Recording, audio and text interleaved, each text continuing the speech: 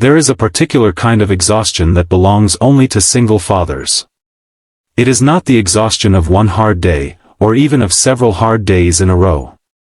It is the accumulated weight of being the only person responsible for everything, all the time, without the simple relief of being able to hand something to someone else and rest for even an hour. It settles into a man gradually, the way weather settles into old bones, not dramatically, but thoroughly, until it becomes simply the texture of daily life, the background hum beneath everything else. Marcus Doyle was carrying that exhaustion on a Wednesday afternoon in April when he walked through the lobby doors of the Alderton Grand with his daughter asleep on his shoulder and a bouquet of red roses in his free hand. He was 42 years old.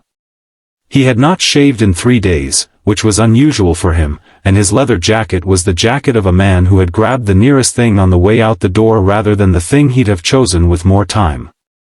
His daughter, Lily, was 4, and she was asleep in the complete and trusting way that children sleep when they are held by someone they are entirely certain of, her head on his shoulder, her bear tucked under her arm, her pink jacket slightly askew.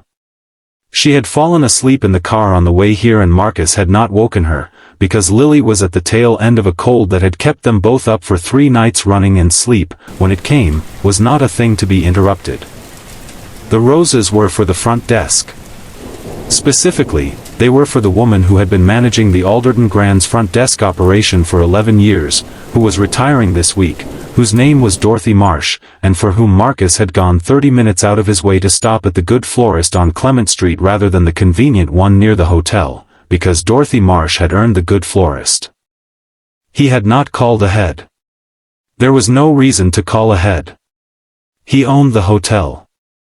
Not in a distant, corporate way. Not in the way of a man whose name appears on a document somewhere in a filing cabinet and who otherwise has no relationship to the building.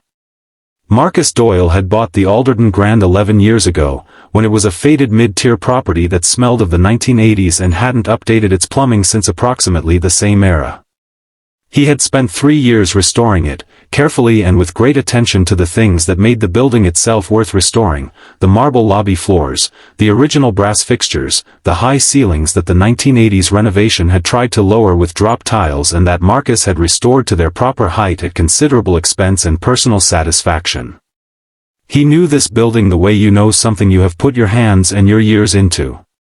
He knew which elevator ran slow on cold mornings and which corner of the restaurant got the best light in the afternoon, and exactly how Dorothy Marsh took her coffee, which was black with 1 sugar and which he had personally brought to her desk on more than one occasion. What he did not look like, on this particular Wednesday afternoon, was the man who owned it. He looked like a tired father with a sleeping child and some flowers, which was also what he was, and which was, under most circumstances, a perfectly fine thing to be. The woman at the front desk was not Dorothy Marsh. Dorothy was not scheduled until Thursday, which Marcus had apparently miscalculated in the fog of 3 sleepless nights. The woman at the desk was named Claire, according to her nameplate, blonde, early 30s, the composed and efficient bearing of someone who was good at her job and knew it. Marcus had seen her before, in passing, though they had never been formally introduced. She had been at the Alderton for perhaps 8 months. She was competent. Her guest satisfaction scores were among the highest on the floor. She looked at Marcus when he approached the desk with the particular rapid assessment that front desk professionals develop, taking in approximately 2 seconds, the unshaved face, the worn jacket, the sleeping child, the roses, and the absence of luggage, and something in her expression arranged itself into a particular configuration that Marcus, who had spent his professional life reading rooms, recognized immediately and hoped he was misreading. He was not misreading it. "Good afternoon," Claire said, with the careful pleasantness of someone about to deliver an unpleasant message as pleasantly as possible. "Do you have a reservation?" "I don't," Marcus said, keeping his voice low so as not to wake Lily. "I'm looking for Dorothy Marsh. Is she in today? And I was hoping to have a room for tonight if one's available. My daughter's under the weather and we've had a long few days." Claire's eyes moved to Lily, then back to Marcus. Then to the roses, briefly. Something calculated in the look, the way a person looks when they are making a judgment call that they have made before and are comfortable making. "I'm afraid we're quite fully booked this evening," she said. Marcus looked at her steadily. He had been in business long enough to know when he was being told something true and when he was being told something convenient. He also knew, because he had approved the occupancy report that morning on his phone in the parking lot of the florist, that the Alderton Grand was at 63% capacity on this particular Wednesday, which was a respectable midweek number but was not, by any definition he was aware of, fully booked. "Are you sure about that?" he said. Mildly. Without edge. "Quite sure," Claire said, with the small additional firmness of someone who has decided that mild pushback requires a firmer surface to push against. The woman behind Claire, dark-haired, standing slightly further back at the secondary station, whose nameplate read Priya, had gone very still. She was looking at Marcus with an expression that was trying to communicate something and was not yet certain how. Marcus shifted Lily gently on his shoulder. She stirred but didn't wake, just tucked her face a little further into his neck with a small sound. He reached into the inside pocket of his leather jacket, the one on the left side, and placed his key card on the counter. Not his room key, this was a different card, matte black with no hotel branding, the kind that existed for exactly one purpose and that every member of the Alderton Grand staff was supposed to have been shown during their first week orientation. He set it on the marble counter and left his hand beside it, and waited. Claire looked at the card. The card was not immediately meaningful to her, which told Marcus something about the completeness of the onboarding process that he made a mental note to address. Priya, however, knew exactly what the card was. The color had left her face in the practiced, rapid way of someone doing crisis calculations. "Claire," Priya said, from the back station, with a careful quiet that carried considerable weight beneath it. "I'm with a guest," Claire said, without turning. "Claire." More careful. More weight. Claire turned. Priya made a small, specific gesture toward the card on the counter, a gesture so minimal that only someone who knew what they were looking at would understand it, and Claire, who did not yet know what she was looking at, did not understand it. But she understood Priya's face. She looked back at Marcus. At the card. At Marcus again. And something shifted, slowly, in her expression, the particular shift of a person who has just understood that the ground they were standing on was not the ground they thought it was. Marcus did not raise his voice. This was noted, afterward, by the 3 members of staff who were present and who would describe the incident in the break room for weeks in the careful, slightly odd tones of people who witnessed something that confirmed something they already believed about the nature of real authority. He did not raise his voice because he had never found it necessary to raise his voice to be heard, and because Lily was still asleep on his shoulder, and because the kind of man he was, the kind his own father had been, a contractor from Fresno who had worked with his hands his whole life and who had taught Marcus that how you treat people when you have all the power in the room is the only measure of character that actually counts, did not raise his voice in hotel lobbies at tired staff. Members who had made a mistake they could not yet fully understand the scale of. He said, quietly and clearly, his hand still resting beside the black card on the marble counter, "My name is Marcus Doyle. I own this property. I'd like a room for tonight, and I'd like to leave these flowers for Dorothy Marsh when she comes in tomorrow. And then I'd like to have a conversation, at a time that's convenient and when my daughter is rested, about how our front desk staff are making accommodation decisions for walk-in guests." The lobby had gone quiet in the particular way that lobbies go quiet when something is happening that everyone present can feel but not yet entirely see. A couple near the elevator. A businessman crossing toward the exit who had slowed his crossing. The bellman by the door who had developed a sudden need to adjust the arrangement of the luggage cart. Claire's face had done several things in rapid succession and had arrived at an expression that was, Marcus thought, probably not too far from how he himself had felt the first time he'd badly misjudged a situation in front of people who were watching. Awful. Specific. Instructive. "Mr. Doyle," she said, and her voice had changed entirely, shed its front desk pleasantness down to something more genuine and considerably more uncomfortable. It's all right, Marcus said. And he meant it, more than she could yet know. We'll talk later. Right now I'd just like to get my daughter into a room.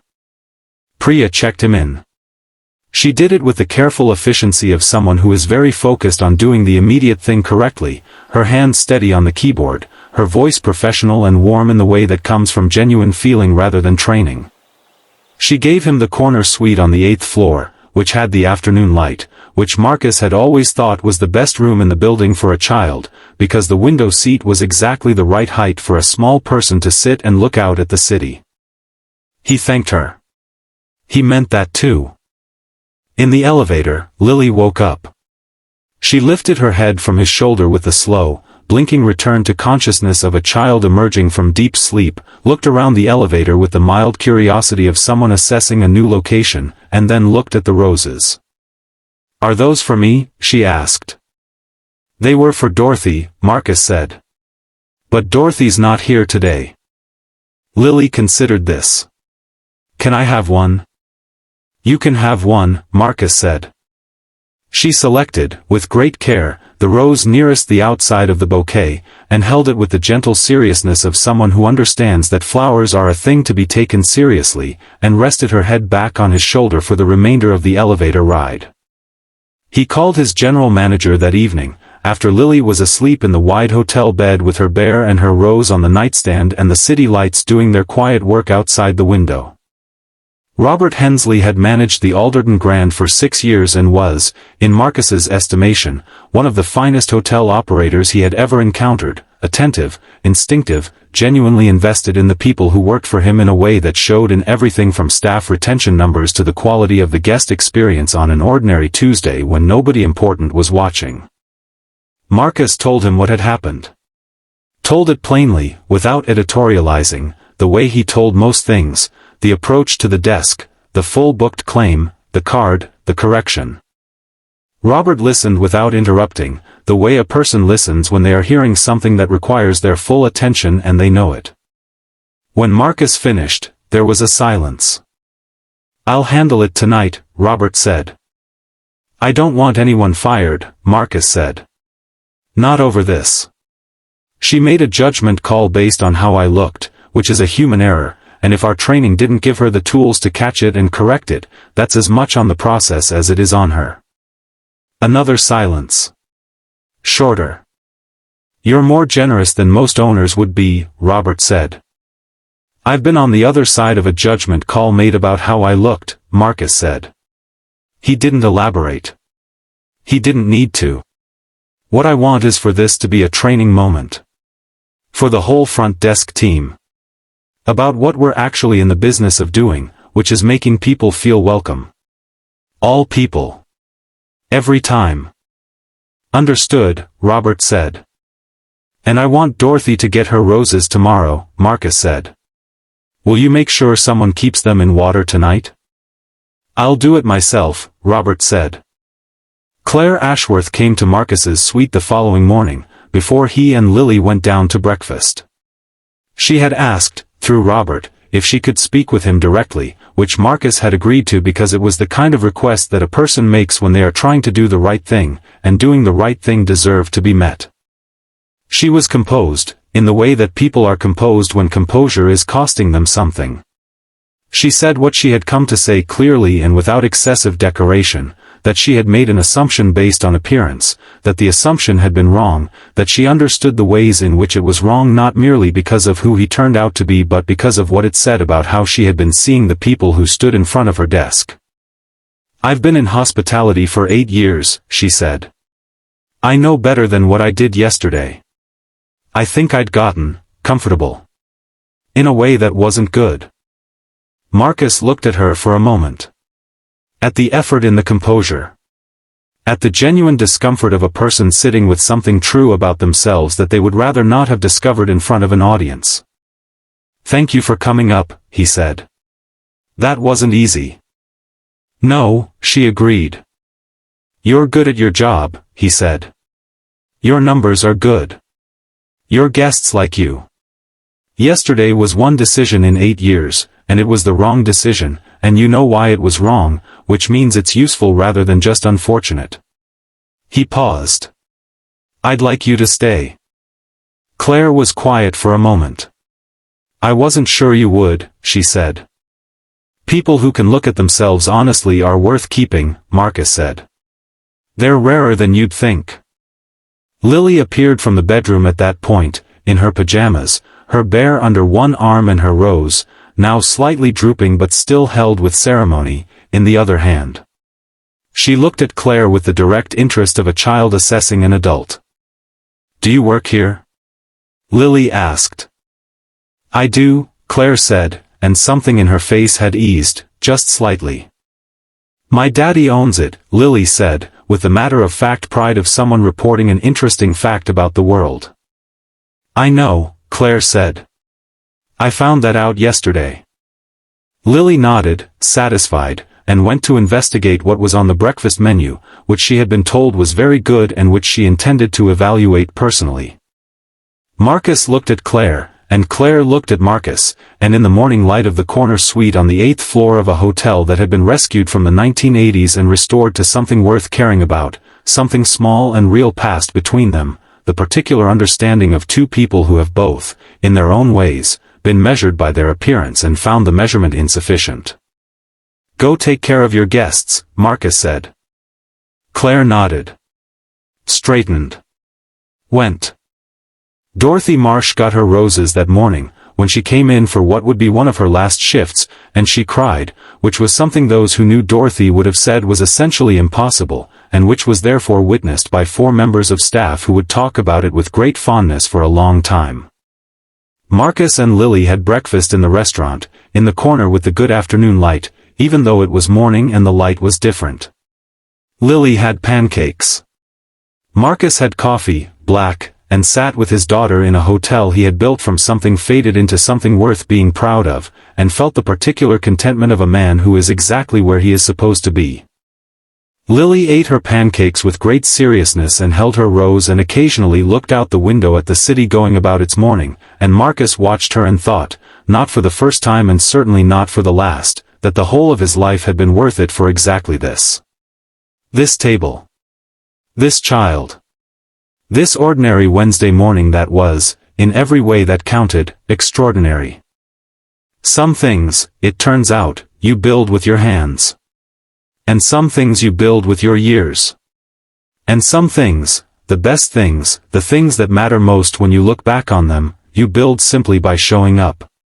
Tired and unshaved and carrying roses and a sleeping child, and being exactly, entirely, yourself.